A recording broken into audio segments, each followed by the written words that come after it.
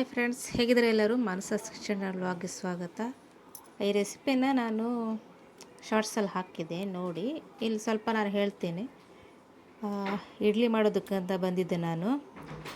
1 cup ಉದ್ದಿನ ಬೇಳೆನ ರಾತ್ರಿ ನೆನೆಸಿ ಬೆಳಗ್ಗೆ ನಾನು ರುಬ್ಕೊಂಡಿದ್ದೀನಿ. ಅದಕ್ಕೆ 2 ಕಪ್ ಈ ಗೋಧಿ ರವಾನ ತೊಗೊಂಡಿದ್ದೀನಿ. ಅದನ್ನು ಮಿಕ್ಸ್ ಮಾಡಿ ಅದ್ರ ಜೊತೆಗೆ ಸ್ವಲ್ಪ ಉಪ್ಪನ್ನು ಹಾಕಿ ಒಂದು ಅರ್ಧ ತಾಸು ನೆನೆಸಿಟ್ಟಿದ್ದೆ.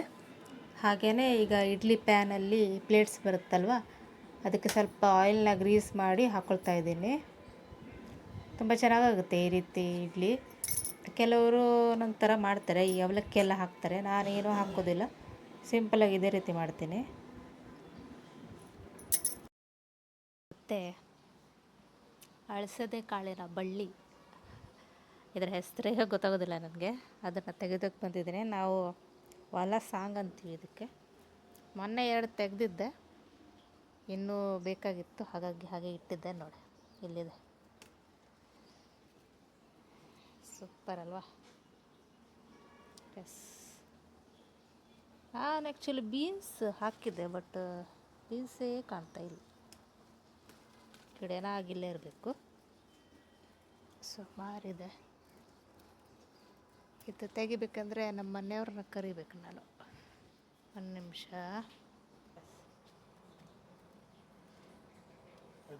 अजून ज्याला पडतं हाय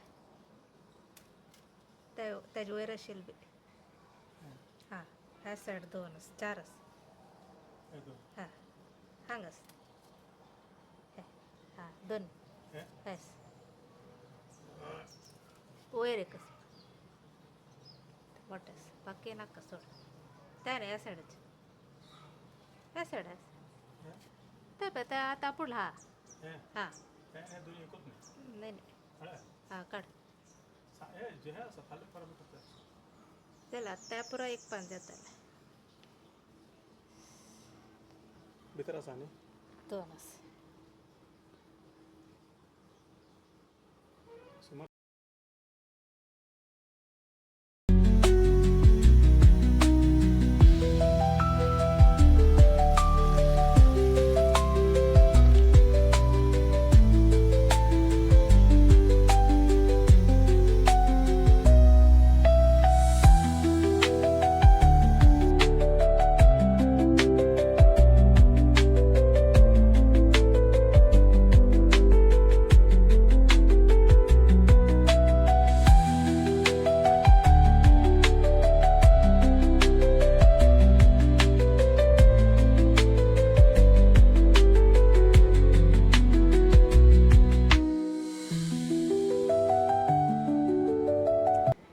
ಸಾರಿ, ನಾನು ಯಾವುದೇ ರೀತಿ ವ್ಲಾಗ್ನ ಮಾಡೋದಕ್ಕಾಗ್ತಾ ಇಲ್ಲ ಒಂದು 2-3 ದಿನ.